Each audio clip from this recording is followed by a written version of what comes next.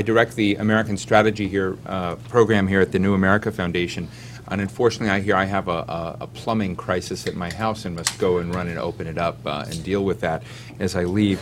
But I couldn't help but wanted to say a few words about my great friend, of whom I'm a great fan, Matthew Yglesias. Matt is, and my friend Patrick Doherty here, who's deputy director, is actually going to properly do this, but I had to say a few words about Matt.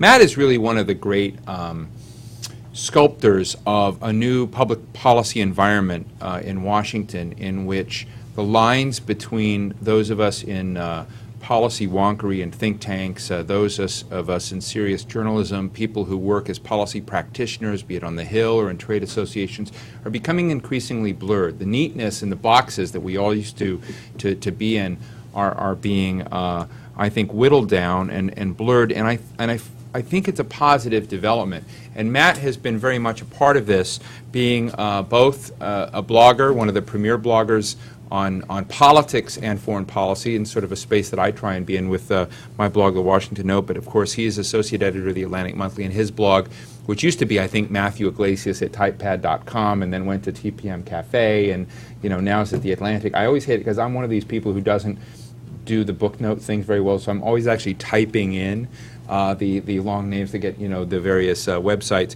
But his new book, Heads in the Sand, in which I'm in the middle of right now, is a fantastic and important read.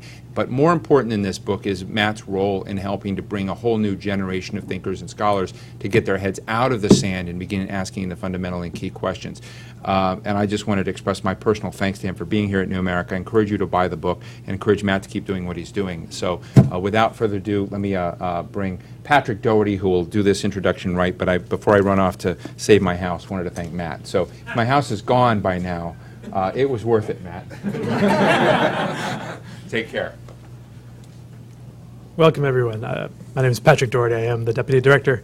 Work with Steve here at the New America Foundation in the American Strategy Group. I want to thank you all for coming. Matt is an incredible author. I think we actually first ran into each other when I was working at tompaine.com, and he was over at the Prospect. We've both had a great time in Washington since. Matt and I were just talking. In the 2004 election with John Kerry versus George Bush, my own personal assessment of the foreign policies on offer was that here's George Bush, here's John Kerry, here's the threshold needed for real substantive change in direction. And in the 4 years since, in the 4 years when the Democratic Party has been in the foreign policy desert, the big question out there is whether or not they've really learned the lesson. Have they come out of that desert stronger? John Kerry was criticized as not really having an alternative strategy to George Bush. It was more about implementing the Bush strategy, the war on terror, differently. Since then, they've jumped onto the whole issue of the Iraq war and the cost of the war narrative. Is that enough? I think Matt says it's not enough. We need to do more. But what I want to do, without further ado, is introduce Matt. He is over at the Atlantic Monthly. He's got a great blog. It's over there with our former chairman, James Fallows. And without further ado, just want to welcome Matt Yglesias.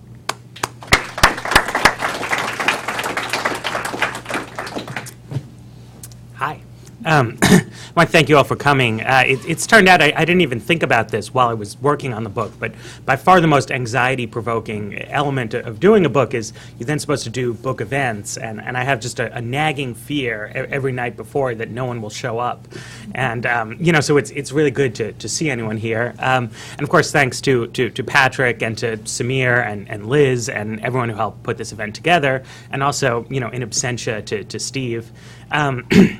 It's funny to hear Steve describe me as his friend because, of course, as those of you who come to New America events know, he's everyone's friend. Pretty literally, Sarah, my girlfriend and I, we went to Chicago a couple months ago to a friend's wedding, and literally the first person we met there knew Steve Clemens. His son lived with him, something like that.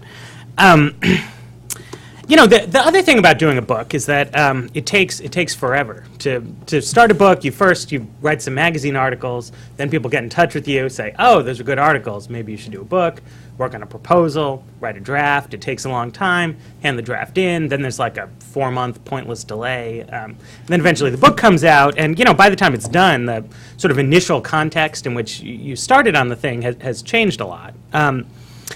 But when I started working on these issues, started working on the articles that became the proposal, became the draft, became the book, this was in early 2005, and a lot of people were asking themselves, it's a weird situation. How is it that a president managed to launch a war that was about preventing a country that didn't have a nuclear weapons program from giving weapons to a terrorist group it didn't have connections with? And then get reelected, and not just get reelected, but get reelected on the strength of his national security policies. It's strange and almost disturbing kind of idea, because I think a lot of people had sort of thought before the war that, say what you will about this idea, but these guys, they want to get reelected. They're not going to just do something that's going to make them look like idiots, and then there's no weapons there.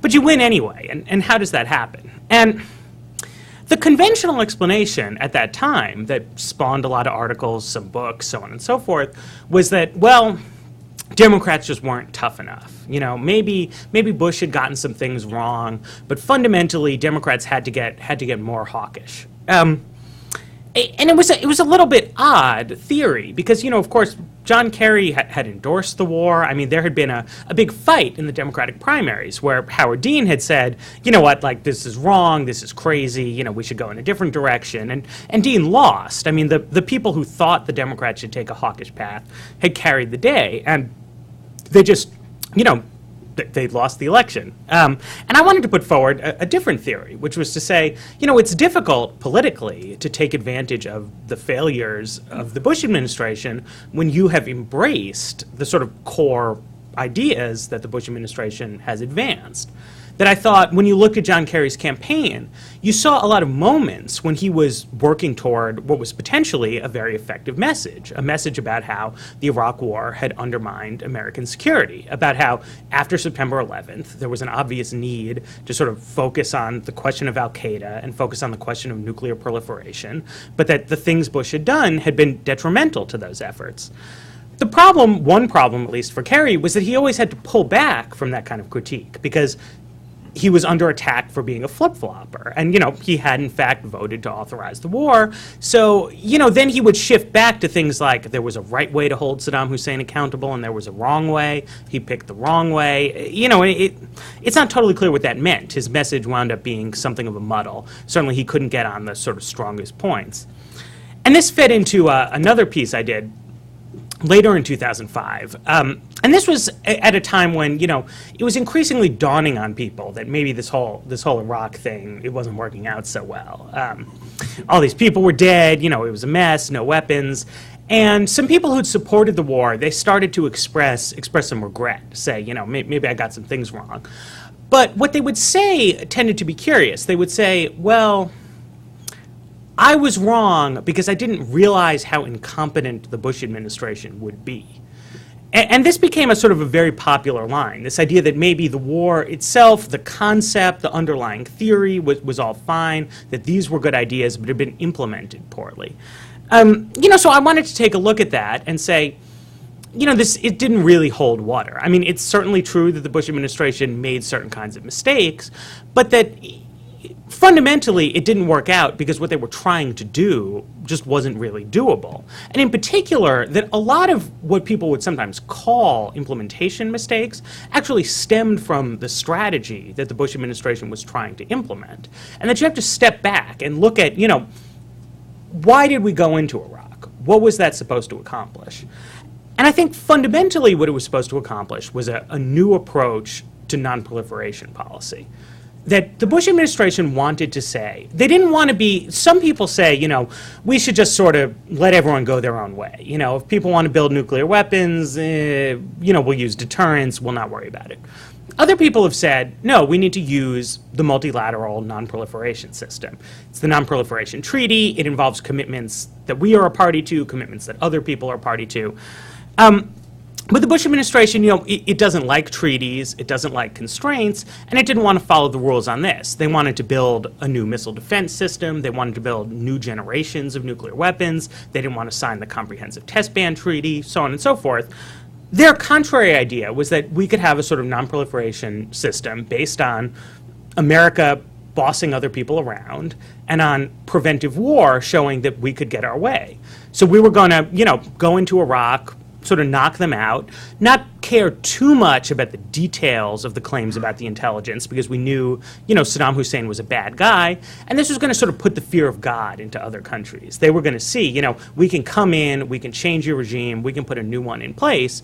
And that's one of the reasons why you had to go in with a small force, with what in retrospect looked like an underprepared, kind of occupation, because you can't really scare anyone by saying, well, we can invade your country and then with 500,000 troops for 20 years and, whatever else, reconstruct it. You have to be able to say, this will be easy. It'll be Afghanistan, it'll be Iraq, it'll be Iran, it'll be Syria, whatever. And once you see that doesn't work, you see that there's a whole underlying problem of doctrine that the Bush administration faces. Not just a question of, how do we implement this policy, but does the policy really make sense? And I think the reasonable conclusion to reach is that no, it doesn't make sense, that this is a fundamentally unsound way of approaching the world. That the thought is, well, if we cast restraint aside and just sort of rely on our military strength and our national power alone, that we'll be able to accomplish much more. That Charles Krauthammer wrote, actually before 9/11, he's giving advice to the Bush administration, and he says, this is a unipolar moment, and we need to remake the world through something like audacious, implacable demonstrations of will, or maybe demonstrations of implacable will, something like that. It's will, it's implacable, and we're going to demonstrate it. I call this the Green Lantern theory of geopolitics. As people who read my blog know, or who read Green Lantern comics. But the Green Lantern, he has a power ring. And what the ring can accomplish is only limited by the imagination and willpower of its user. So, he can make like giant fish that gobble up his enemies or huge cages and weird hammers, all kinds of stuff. And it's a kind of, it's not even that good a premise for a comic book. He's sort of C-list hero. And it's just a terrible premise for a foreign policy. The world doesn't work like that. And in particular, even a very powerful country like the United States, we're not able to amass a majority of the resources in the world. We have 300 million people, a large economy, a huge military. I mean, those are real objective facts about the world. They make us as powerful as we are, even without bold demonstrations of will, and there are also limits to what we can achieve. And in particular, if we act in a sort of completely unrestrained manner and an unreasonable manner, other countries and other actors around the world, they see that, and it's a little frightening. Nobody wants to be sort of on the same block with this giant bully, even if you don't happen to be the one getting bullied right at the moment. It's a frightening situation. And it's a real departure from the way America used to conduct itself in the world. That throughout the Cold War era, I mean, we certainly had our bad moments, particularly in the Third World, efforts to sort of push people around and ignore local sentiments, nationalist movements, and that's often when our policy got into trouble during the Cold War. But with our key allies in Europe and Japan, we tried to establish a situation where, as a country that was much larger than any particular European country, we would have more influence than any one of those countries, but we would still participate in a respectful way, in a fairly egalitarian way. We had a North Atlantic treaty that governed our defense relationship with them. We, would go to the UN where countries have one vote. We would conduct regular diplomacy, even with our adversaries in the Soviet Union. We treated that as, there was a competition with other powers, but we didn't fundamentally deny the sort of ability of those regimes to exist. And, I think it worked out very well. There was all during that time, there was a sort of dissident strain on the right that wanted to have a policy of rollback that was influential, and they thought they were going to take power when Dwight Eisenhower first came in. They thought, containment's done for, we're gonna go a new way. But Eisenhower, fortunately, I think, had the vision to sort of say no, say, that's crazy, we're not going to do it. And again, with Ronald Reagan, the descendants of that group of people thought they'd come into power, and to some extent they had, and Ronald Reagan did some very right-wing stuff on foreign policy, but at key moments, Reagan continued to follow the policies of containment. He continued to want to negotiate arms control agreements with the Soviet Union. When Mikhail Gorbachev came into power and, wanted to bargain, Reagan was willing to do that to some extent. And so none of our leaders during the Cold War were perfect by any means, but they all did, I think, good enough that, our national strength sort of kept growing, kept together, that the alliance of democratic capitalist countries held together. We didn't have huge falling outs with each other. Eventually the Soviet Union, it proves to be unworkable. Communism sort of unravels. And then the Clinton administration, the post-Cold War world, again, by no means perfectly, but first Bush and then Clinton tried to build upon the aspirations that Roosevelt and Truman had for the international system. Tried to say, now that we're not paralyzed by superpower conflict, we can try to work through the United Nations and other global institutions. We can try to have international laws. We can try to look at what we see as the failings of these systems and try to improve them, try to help develop in partnership with other countries and people around the world, new kinds of doctrines, work on these problems in a basically cooperative spirit. Bush comes in, and like a lot of conservative politicians before him, wants to sort of overturn this. And he winds up, going much further than anyone previously had, in part because the international situation seemed more promising, there was less objective constraint, and in part because September 11th sort of removed the political constraints and made it really possible. It was a weird situation in October of 2001. The president had approval ratings 85, 90%. He could sort of get away with doing, whatever he wanted. And unfortunately for all of us, he could have chosen that moment to make some difficult but necessary political moves of some kind, but instead he chose to go forward with a sort of lunatic vision of how the country should conduct itself in the world. And for a variety of reasons, that are complicated to tease out, a lot of the leaders of the Democratic Party sort of went along with it. There was some impulse that just for the 2002 midterms, it was going to be too tough to challenge the Republicans on foreign policy. So we had to agree, get it off the table, talk about prescription drugs. There were some people who, I think, misestimated what it was Bush was up to and, didn't quite realize what they were signing on for. There were some people who are in the Democratic Party who just don't have, I think, particularly liberal or sound ideas about foreign policy, and they went along with this because maybe they had always wanted to and just thought now the political moments for more audacious kind of foreign policy was promising.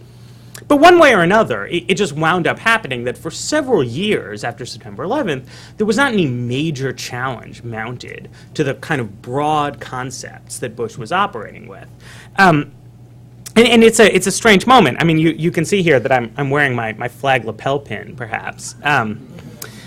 Because I love America, and the rest of you hate it, basically. And, this is one of these things that it started popping up. I mean, I suppose, of course, there had always been lapel pins, but after 9/11, there was a big sort of upsurge in the lapel pin market, and people started wearing them, politicians of a certain stripe.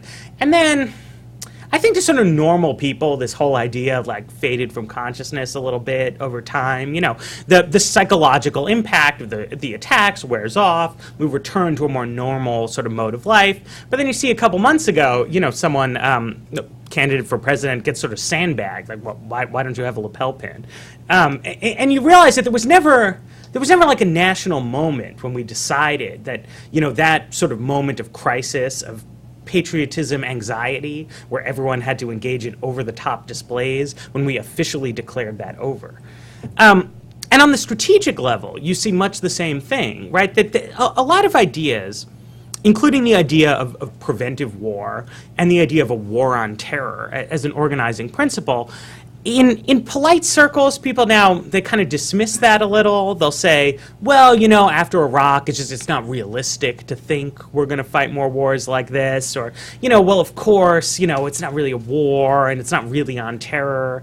But it doesn't get challenged explicitly. And it still hasn't been challenged explicitly. And so then you see things like John McCain out there, and he's talking a very, I think, pure, fairly unadulterated, you know, Bush circa 2003, 2004 brand of neoconservative foreign policy.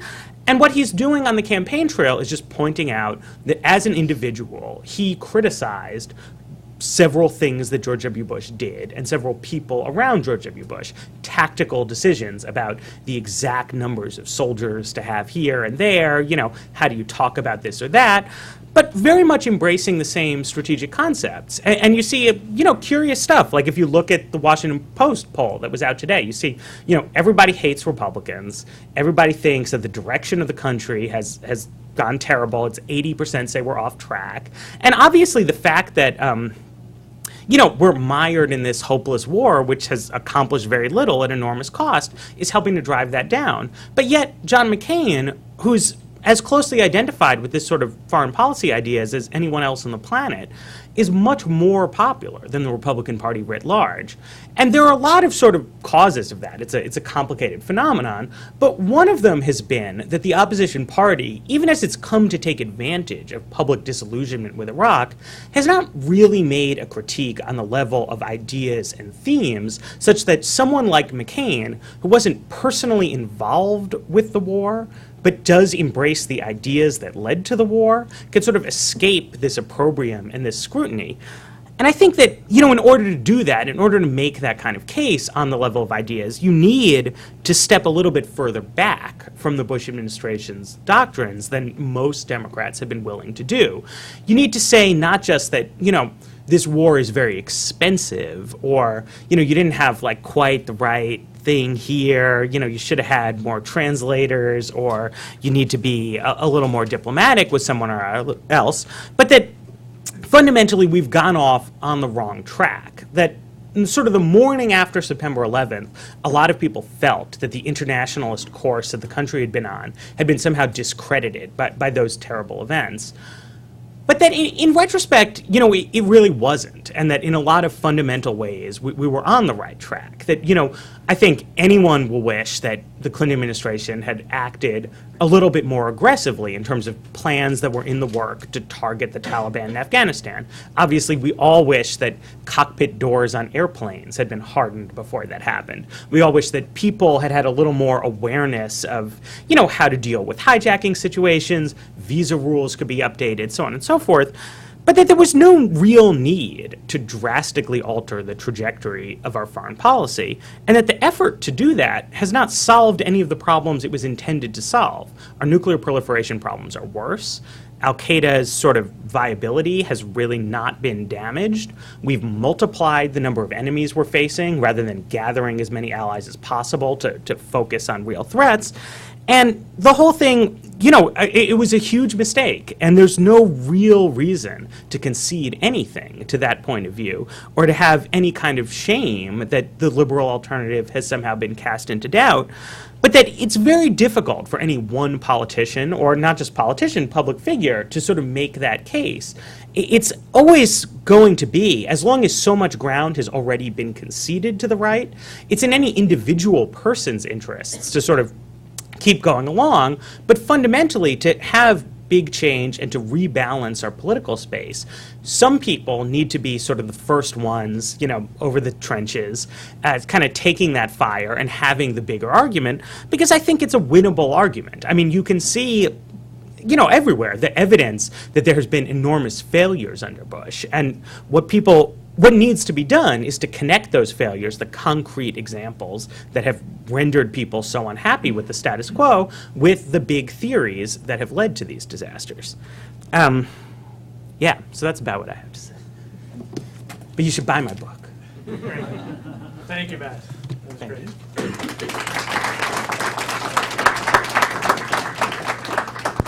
Why don't you just stay at the podium, and then I'll just I will.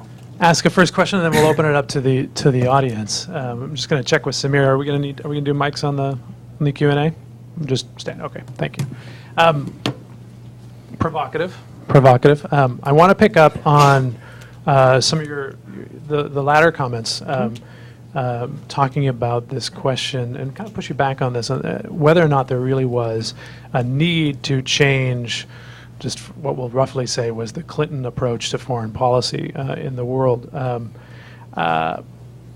There's two kind of implications on that. One is that we're on the right track. We're managing kind of the world, if you will, well. And had we just continued and made some slight adjustments, we would have been okay. And then the other implication is that perhaps we should go back to that, and that if the Democrats could just really figure out how to make those first arguments, and sending young people like yourself over the trenches, over the walls the first time, I think is part of a fine military tradition to take the fire. But can we really go back to it? And what I would say is, I actually don't think that's possible. I think what we've faced, from my own perspective, and I'd love to get your reaction, is that since the end of the Cold War, the United States has been left without a real grand strategy in the world. We're working on this here at the American Strategy Program. But just to be brief, my sense is, you talked about containment. Containment was a grand strategy that was rooted in an economic competition between the United States and the Soviet Union. And then we were containing them and trying to avoid a real force-on-force scenario because we weren't going to win. My sense is that today we're in a similar situation where we can't win by just manipulating events and countries and interests overseas, but fundamentally we have to get back to an economically rooted grand strategy where the American economy is doing our strategic heavy lifting. I don't hear the Democrats coming up with that. They're talking about smart power, not about dumb power. But I don't see really that big strategic new idea coming out. So what's your sense on that? Do you think that Democrats need to come up with that big idea? Do you think we can on the political side, can you think we can come back to the Clinton era approach? What's your thinking on that? Sure. I do think, the world has changed over the past 8 years, and you can't literally say we're just going to go back. And one of the things that's happened from sort of 8 years of malgovernment is that I think the margin of error facing the United States is a lot less than it used to be. Our national prestige is a lot less. People have a lot less confidence in America and in American power, and also just a lot of problems, have gotten worse. Both the nuclear programs in North Korea and Iran are much more advanced than they once were. Things like climate change, inaction for a long time creates the need for more dramatic change, whereas a sort of slow and steady, could have won the race had we done it from the get-go. I do think that the idea that we need like a big idea, I think that may be politically necessary or helpful. It's some people think it is, some people don't. It's not really my sort of area of expertise. I do think that in terms of on the merits, big strategic concepts, that's more the kind of thing that people give a label to sort of in retrospect. You pull together the threads that you think worked best, and so on and so forth. But I think that the basic idea, which a lot of people have been working with under different kinds of names, is that there are certain things that are of concern to us that take place inside the borders of other countries. It might have to do with terrorist groups, it might have to do with economic issues, it might have to do with public health problems that we're afraid will spread, it might have to do with environmental concerns, it might need to do with nuclear, chemical, or biological weapons. And so, we can't afford to we don't want to be indifferent to what happens in other countries, but we need to find a sustainable way of caring about this. We need to find a way to advance our interests abroad in a way that's compatible with the interests of other foreign countries. And I think the best way to do that is through institutional mechanisms where you can reach sort of broad agreement among different countries that, this is a point we'll cooperate on, that the United States is going to be willing to subject itself to the same kind of scrutiny that we expect other countries to subject themselves to. And I don't think that's really a new idea exactly. I mean, I think that's an idea that's been implicit in a lot of liberal foreign policy making for over 80 years now. It's a question of continuing the process of building and strengthening those kind of institutions. Just to follow up, Senator Obama made the comment that he wants to change the mindset in which we got into Iraq. To me, kind of understanding what that mindset is, for me, the big piece of that mindset is the Carter Doctrine. You're talking about kind of how we're stuck in kind of some bad doctrine. Really, it's a Carter Doctrine, and happens to be a Democratic president who came up with it during the Cold War, and I think when it was appropriate. But the idea was, look, the energy resources of the Persian Gulf are so critical to American security that we will treat it as a threat against the homeland. Fundamentally, that is a very big idea. Changing that requires not changing our posture in the region, but it requires changing our fundamental interest around and dependency on oil. And as we know, oil is a fungible thing, and 60% of the future reserves are coming out of the Gulf. That's a huge idea coming out there. It is, it has huge implications. And it's not just about satisfying our interests in a different way. If we take that to the larger, to the fullest extent, do you think that you think we're on that path? I mean, there's some clues out there that Democrats are thinking about that. Right. I mean, to some extent, one can quibble. That's a very big idea, but it's not genuinely new. People have been saying for a long time the United States should have smarter energy policies. It was true 20 years ago that if you looked at other developed countries, that other places were not nearly as dependent as we are on. I mean, of course, every country in some sense depends on oil because it's a very useful fuel for transportation. But most societies it's not as difficult for people when the price goes up because their infrastructure is different, their vehicles are different, they have more alternatives. And, I do think that's important. I saw an interesting study that some guys did for the Cato Institute where, they just said they looked at, what are possible scenarios for our foreign policy's impact on the cost of oil, and then what has it cost us to try to maintain this very forward, very aggressive posture in the Persian Gulf region. And, what would it cost us to just take that money and, spend it on, solar power plants or something? And it's, the costs just don't add up. You can see how maybe when the first oil crisis came around 30 years ago, there was the thought that, if we just get a little more involved here, if we get a little bit more aggressive, we can work this out and it'll be worth it.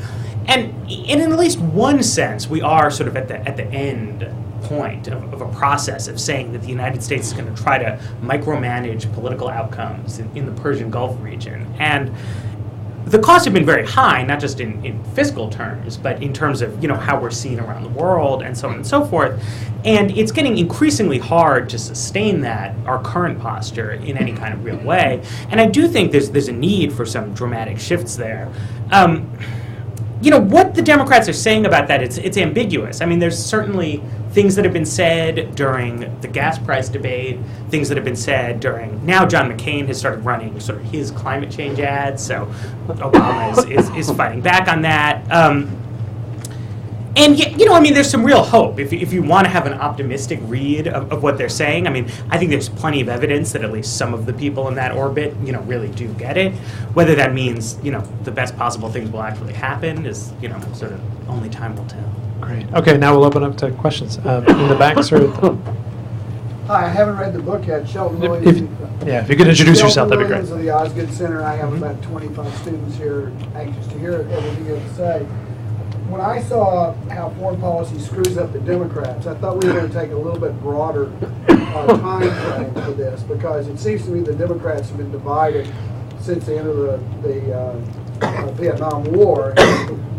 Some Democrats simply wanted to avoid foreign policy altogether, and the Republicans have seen it being more competent in foreign policy. I think that's a sense that some people have. But in 2000, George W. Bush made it very clear what he was up to. It didn't take 9/11. It was an assertive unilateralism on the part of the United States, and the Democrats were criticized for mushy multilateralism. And the Democrats have been divided on that. Is that a critical issue, unilateralism versus multilateralism? Has it been resolved on the Democrat side? Yeah, I mean, I think those are very astute points. My talk, obviously it's shorter than the book itself. Of course.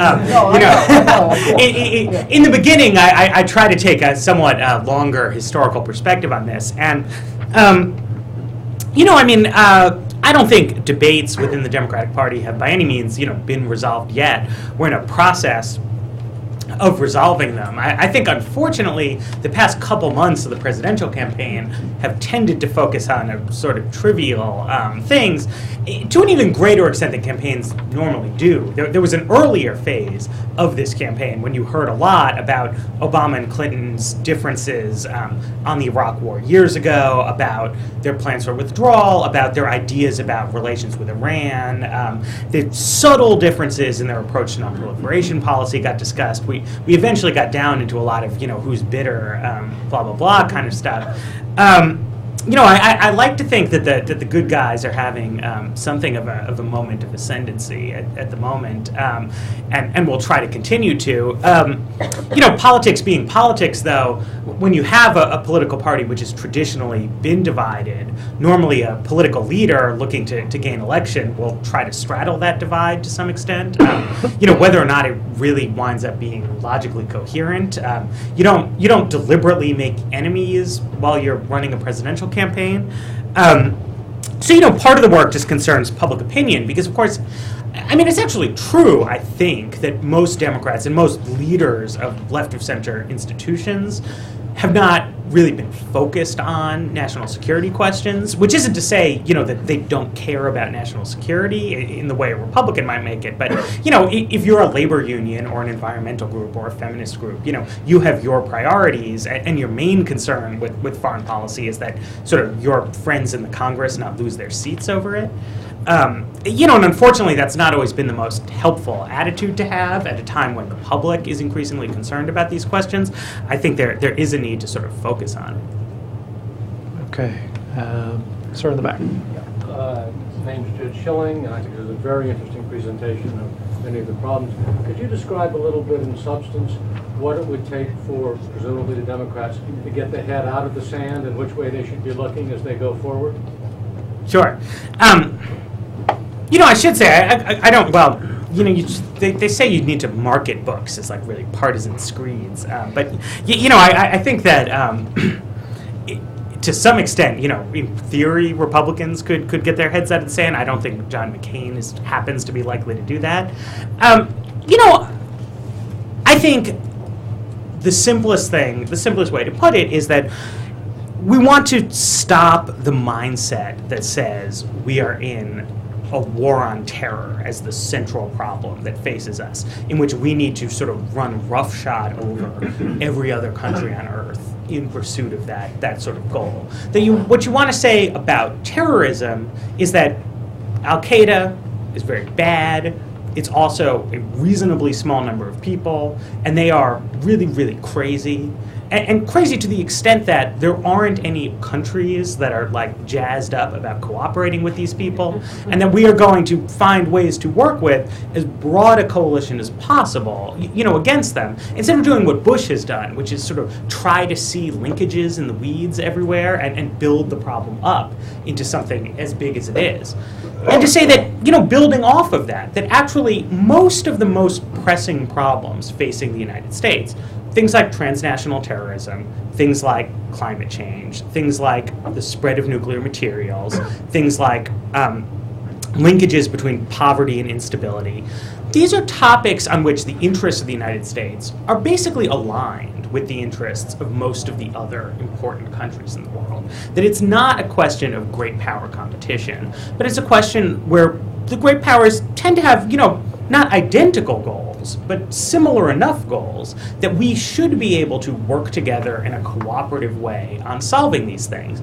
And America, as a very large and very rich country, is going to need to try to play a leadership role in addressing those countries, but in a spirit of cooperation and, frankly, given the mistakes of recent years, some humility about it.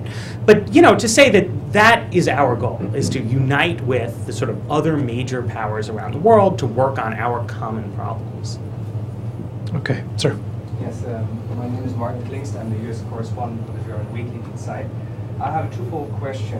When you look at Obama and McCain calls himself a realistic idealist. And when you look at Obama, he's also, we don't know that much, but he sometimes seems to be an idealist when you think about the Darfur question, for example. So he might not engage the world in an Iraq war, but he says he wouldn't stay aside, when it comes to Darfur. So he could engage the world in a war for human rights. How does this approach fit into a new development that some people already call a post-American era? Which approach? The idealistic approach. Oh, well, I think ideals are good. But at the same time, I think, we've learned that realism sort of has a lot to be said for it. But the way America works, at least, and I imagine most countries are the same, is that, no one who's running for office says, I'm the candidate of sort of callous contempt and indifference to human suffering, right? And at the same time, no country defines, at least explicitly, defines their interests as trampling on everybody else around the world. And then again, people who are idealists, people who do just want to trample on the interests of other people around the world, always claim an idealistic motive for doing that. And that's always been the case. I mean, if you look back to, in America, debates about, should we colonize the Philippines through the use of widespread torture and massacres? This was done to bring Christianity over there, where I think they actually already were Christians. So to some extent, I think the question of idealism is a bit of a murky one. That doesn't mean all that much. The question when you look at a president who says, I want to do something about Darfur, the question is to really bore down and say, well, what does he want to do? Is it realistic? Not realist, capital R, but, can this really help? Will it just run amok too much? I worry, particularly with John McCain, he says he's a realistic idealist. But when you get down to what that means, he means that he wants to create a sort of team democracy that's we're gonna all band together and fight dictators, of all stripes: Sudan, Zimbabwe, China, Russia, Iran, all together. And that's crazy. That's not realistic. But how does it play out in the politics of the United States? Obviously he's bringing it out because we're in a political moment. So how do you think that it sells in the United States as an idea? Well, I think it's sold okay so far, but you can see that the way it's sold has been very deceptive. That, he's gotten some good press for that idea, but the good press has been with the notion that this represents a break from Bushism and a desire to re-engage with allies. And I think, in fact, it doesn't represent that at all. It represents a kind of intensification of Bushism. And that, if you just, ask important people in other democracies, it's not like Brazil and India and Germany are itching to sign up for an American Democracy League and go topple, dictatorships in Africa. And so politically, if you just make the point, you try to describe these ideas as what they are, I think you can see that conservatives have become very afraid of an honest presentation of what it is they're trying to do in the world. Okay. Let's try to... Sir, in the back? Yes, in the back, all the way. If you can identify yourself. Right? Okay. Charlton, freelance correspondent. Since you mentioned the contempt policy, and we like compared coherent policy and invade Iraq. At the time of the war, coherent policy is very popular, and that's Truman enact and implement. And so later, like you have said, the great leader like Ike and Reagan have to follow it. Okay, now, that time, invade Iraq is very popular. And so, Bush have to do it, right? And now, the war is very sustainable. I tell you, first, money is no problem because you have China give you money to fight the war. Second is a volunteer army, so they cannot complain. And third, Department of Defense have outsourced everything except the foot soldier carry the gun to patrol and also that pilot airplane. Okay, could you ask your question, sir? So, now my question will come. So, you fight a war, all kinds of industry in here is benefit.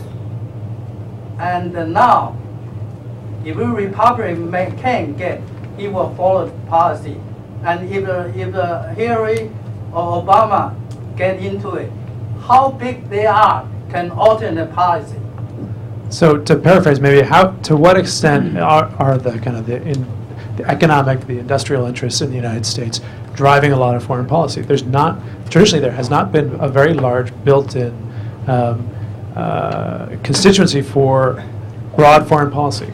What's your sense? You think that either party can diverge from that?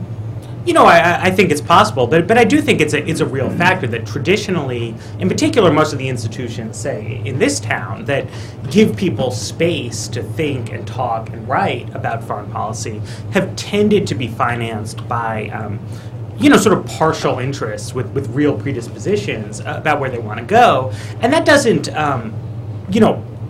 force certain political outcomes, but it makes it hard for alternative ideas to gain space. I mean, I think that's changed over the years. We've seen, for example, the New America National Strategy Program grow a lot over the years, which has been good. We've seen the National Security Network founded over on H Street, the Center for American Progress doing more stuff. But, of course, institutional power and money and things matter in American politics, and as long as that remains unbalanced, to some extent, political outcomes will be as well. Let's see, sir. John Pfeffer, Foreign Policy in Focus. I want to ask you a question about military spending. The Bush administration increased military spending about 70% since coming into office. Much of the military spending doesn't go to the kind of weapons that would fight terrorism, largely Cold War style weapons to fight a power like China, a hegemon, similar to the United States in power. But the issue's not really on the table. Democrats are not talking about military spending in any serious way. Certainly Republicans aren't. So 2 questions for you. Do you think the military spending question is an important issue? And second, if you think it's an important issue, how can the Democrats talk about it in a way that's reasonable, that doesn't expose them to so-called being weak on defense? That's a very good question. I don't have a good answer to the second part of it. I mean, I think the best I can do is that to the first question, it's important, but the good news is that, wasting some money on Virginia-class submarines is not nearly as bad as wasting money on invading countries. So that, even if we can't make progress on the defense spending question in the short term, there still is progress that can be made. I also do think that if you change some of the substantive aspects of American foreign policy, you create a political climate that's less dominated by sort of paranoia and militarism, and in which it may be more possible to at least hold the line. I think it's very hard to imagine a Congress enacting actual cuts in the defense budget. What one could hope is if a climate of more reasonableness and restraint were to prevail for some period of time, that the budget might grow at a slower pace than the economy and return to where I think we were as the Cold War in the sort of 90s interregnum, when the defense budget remained high, many wasteful items remained in there, but we were not on a course toward a giant, pointless buildup. I think we have seen a bit of kind of an implicit peace dividend approach, though, from I think both of the candidates. I'm not sure that essentially by reducing our footprint in Iraq, the operations costs will be plowed into domestic programs. They're not calling it a peace dividend, but at least we're seeing that somewhat. Right, for the war. But they're not advertising it as attacking the defense budget. All right, Garrett. Matthew, Gary Mitchell from the Mitchell Report. Since you've been sort of thinking about this and looking at this for some time, I'm interested in your perspective on a scenario I'm going to set up, which is that in simplistic terms, the Republicans have been the sort of party of hard power as it relates to national security and foreign policy, and the Democrats have leaned in the direction of soft power. And that now we are at a place where hard powers had some bad years. And the question is, A, does that sort of dichotomy, hard power, soft power, is that something that you saw in your look at this over time, number one? And number two, moving forward, is it your sense that the sort of, not totally soft power, but soft power leaning perspective on foreign policy and national security is gaining some traction in domestic politics? I think it is to some extent. I mean, I've always had some questions about the hard power, soft power distinction, particularly the way it's gotten used in the popular conversation is a little different from how Joseph and I originally outlined it. And I do think that the question of which modality of power do you try to use is less significant than the question of, what are you trying to do with that kind of power, and that sometimes I think the Democratic critique has stayed at a kind of shallow level where people say, well, Bush has relied too much on military force. We're going to use all the instruments of national power to accomplish our goals. I think that people like to say that because it sounds both more dovish than the Bush administration, but also tough. But I don't think it's correct to say that the problem with the Bush administration is that they've been trying to do the right things, but have been leaving too many tools in their back pocket. They've relied a lot on hard power because they've set goals for themselves that couldn't possibly be achieved except through brute force. And what we've seen in terms of the failure of these policies is that it can't be achieved even through brute force, that military power just is not fantastic enough to have the kind of intimidating and transformative effects that they want from it. So I think you're seeing more traction for the idea that we need to sort of mix up our portfolio than we are for the idea that we need to reorient our priorities a little bit. But to me, that's the key point, is to say that, if we reorient our goals toward things where cooperation is more likely to be forthcoming, then we'll be in a situation where America's soft power becomes more of an asset and where the limits of our hard power are not so problematic.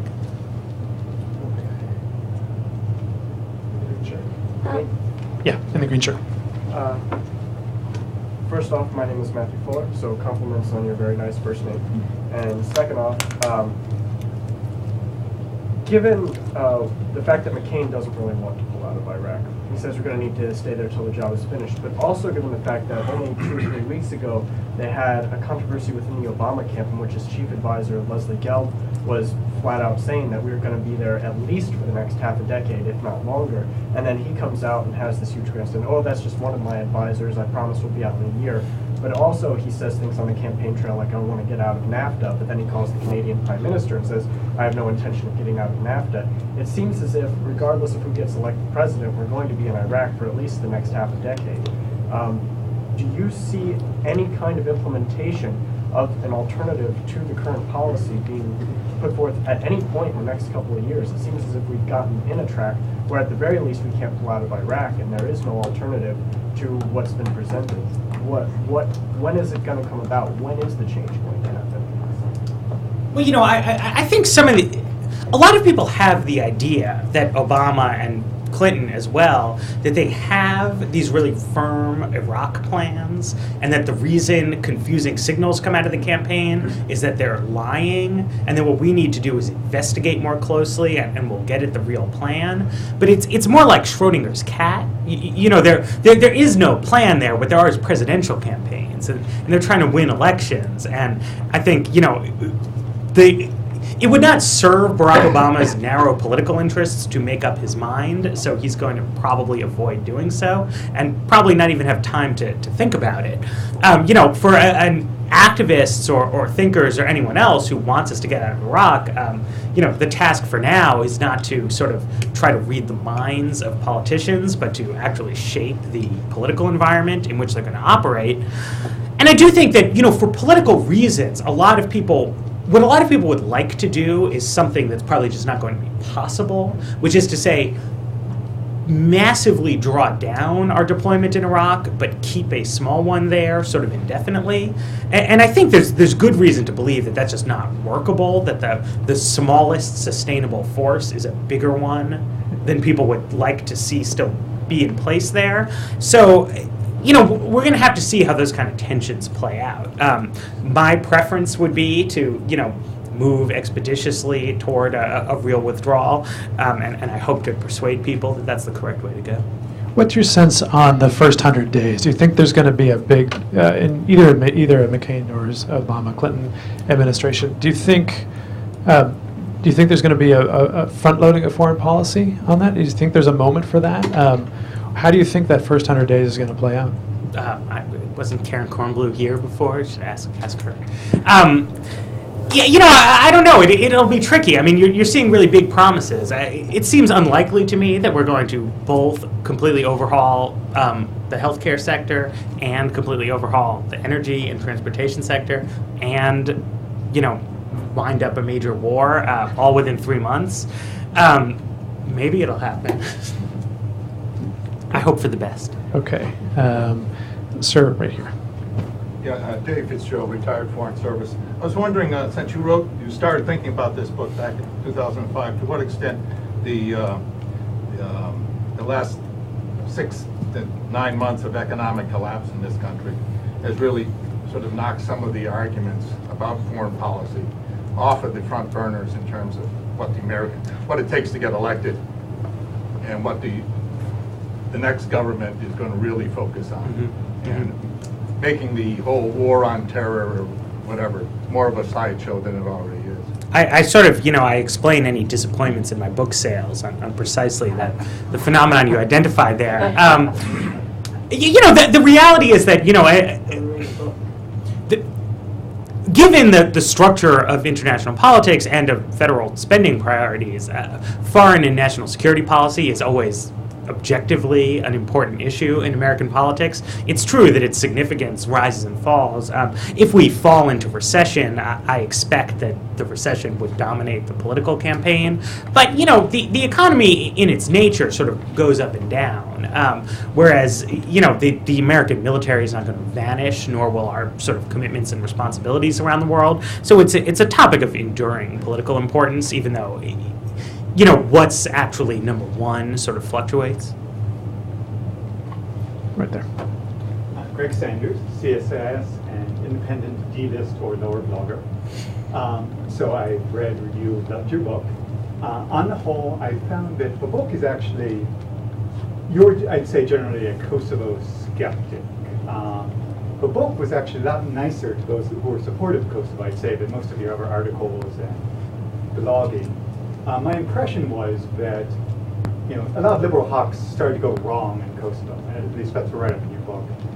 But that those who consider a minimum standard, Security Council or regional organization, are probably within your liberal international framework. Is that a correct reading, or is Kosovo far enough at the bounds that those who consider it a reusable model aren't within the framework? Right. I mean, I think I want to resist the impulse to say, well, we need to look back at something that happened 10 years ago and sort of orient our whole question of like who's on the right side and who's on the wrong side by what they did back then. My concern is that, people who would like to see military force used for humanitarian purposes, come up with some kind of reasonable proposition for how that could be done.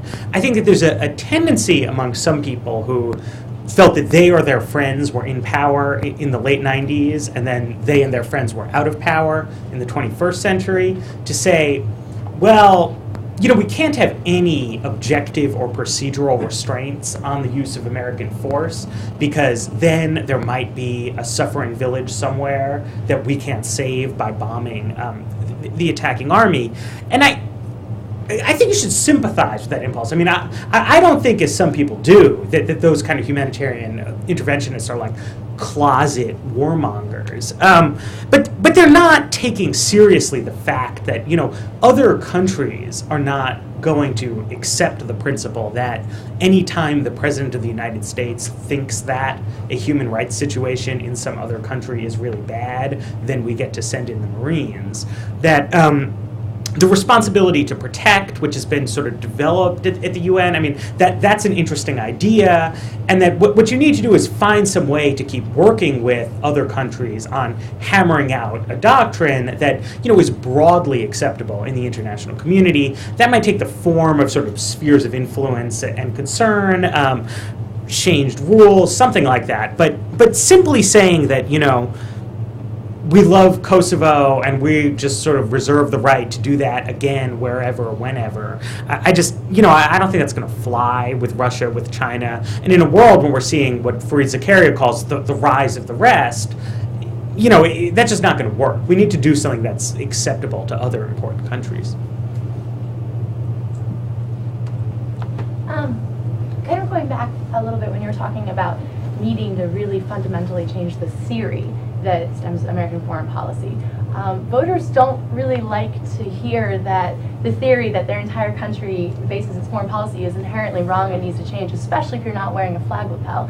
And I think today's Washington Post poll was very indicative of that.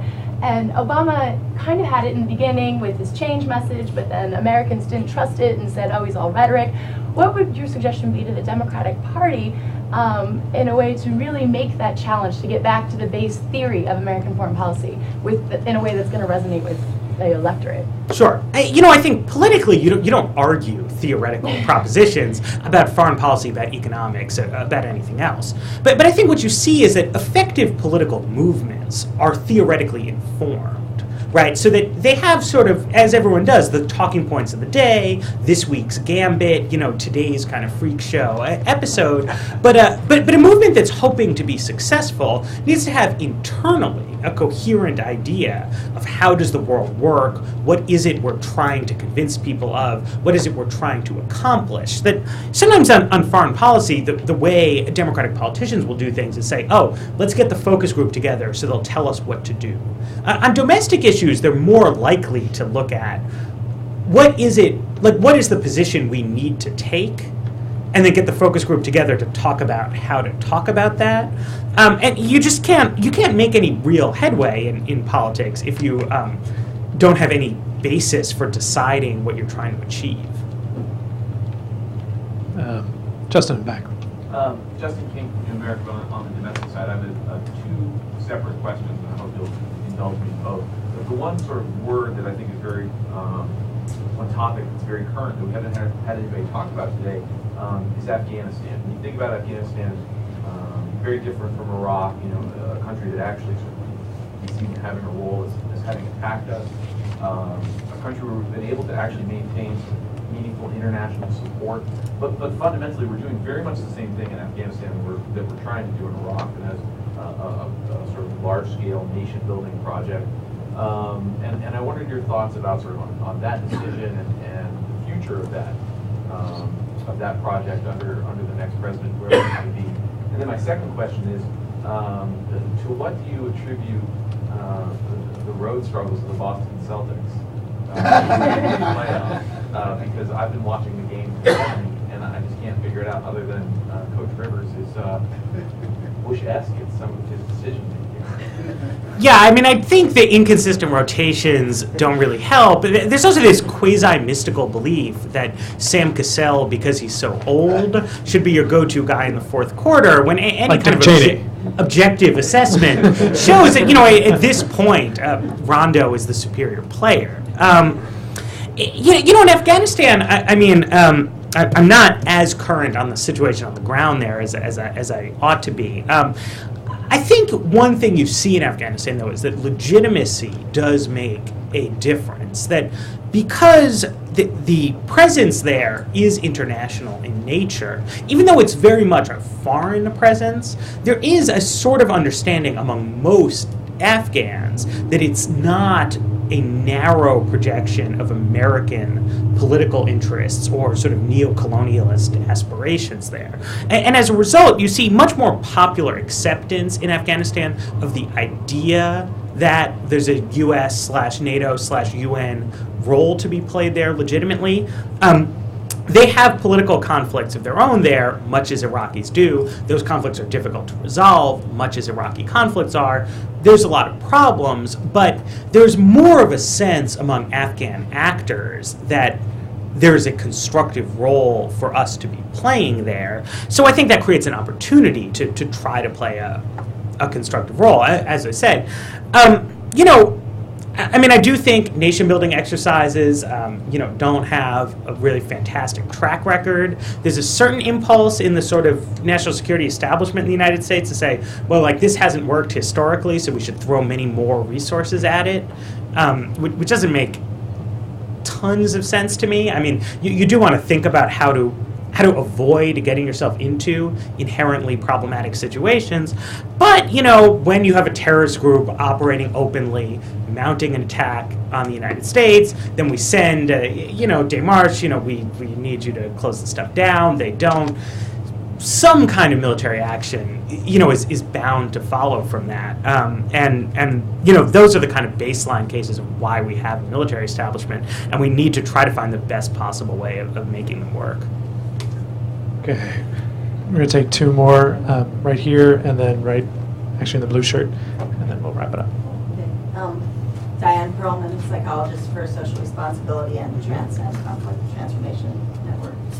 I think that a lot of sort of what the Democrats, Republicans sort of intimidate the Democrats into being as tough as they are, and our foreign policy is basically going after bad guys, which is pretty concrete and superficial and ignorant of dynamics of conflict and asymmetrical power and things like humiliation and defiance, moral outrage. And also, Al-Qaeda is not crazy, to all my colleagues, including Mark's statement. Okay, get to the question. So, you know, we're working on the supply side of the symptoms, the demand, like how do you reduce desire. No one's asking, the Democrats have a golden opportunity, or Obama, whoever, to challenge the paradigm of that, like, you have to be tough, or that toughness works, or it doesn't make it worse, and then maybe we have to be wise. And even smart, soft power is a terrible term, but even, there's more than hard and soft. So do you see anything, and also there's Osgood, Fitzgerald Osgood, he came up with the graduated reciprocated initiatives and tension reduction. Usually what we do is increase tension. So if you can get to that question, that yeah. or do you have any thoughts of how candidates could raise the level? So reducing tension, and we're going to go to, we'll gather up the second question. Yeah, you kind of couch your book in terms of a return to this tradition of liberal internationalism. As a gentleman mentioned earlier, conservatives very much criticize liberals as being kind of mushy-mouthed, you know, multilateralism. And just the term liberal internationalism sounds kind of mushy and kind of feel good.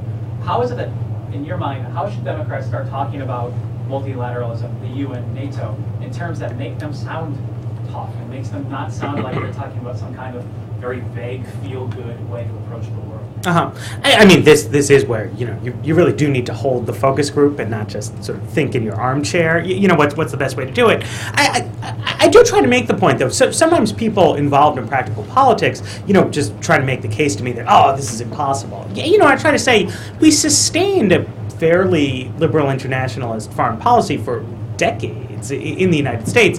And it's really not as if the public had been clamoring for the policies that Bush has given us, they wouldn't have sort of made up all that BS to, sell their policies, right? I mean, you should, to some extent, like trust the Republicans on this. That they're not saying, oh, Iraq poses no threat to us, but let's get them anyway, because that's badass.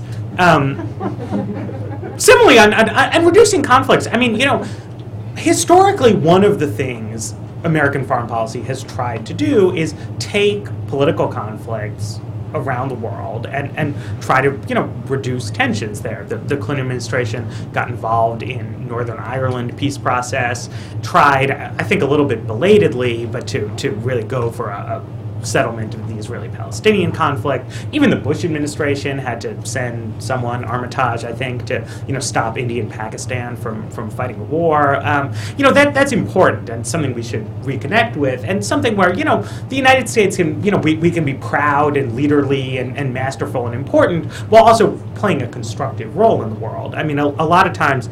Countries are looking to a country that's big and important, but also far away, to sort of, help them reach agreements or sustain agreements that they're willing to make, but that they don't trust each other enough on. And there's a lot to be done on that front.